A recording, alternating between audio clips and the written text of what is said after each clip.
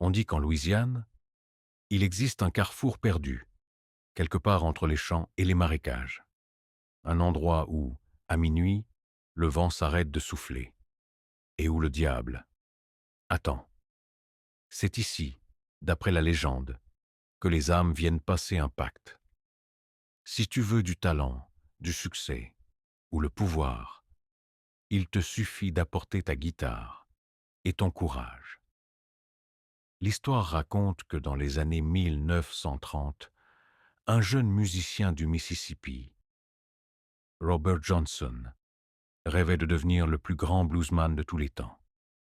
Mais il jouait mal, très mal. Un soir, il disparaît. Des semaines passent. Puis il revient, et sa musique a changé.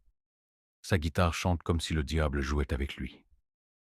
Les gens jurent qu'il s'est rendu au carrefour, à minuit, qu'il a vu un homme en noir, haut de taille, chapeau large, sourire glacé. L'homme aurait pris sa guitare, l'aurait accordée, puis la lui aurait rendue. Et à cet instant, Robert Johnson avait tout gagné. Mais son âme ne lui appartenait plus. Le succès fut foudroyant.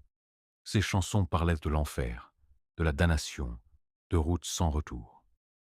3 ans plus tard, il mourait, à 27 ans, empoisonné disent certains, rappelé par le diable, murmurent les autres. Aujourd'hui encore, quand la lune est basse et que le vent se lève dans les champs de Louisiane, on dit qu'on peut entendre une guitare jouer toute seule, un vieux blues triste, venu d'un autre monde.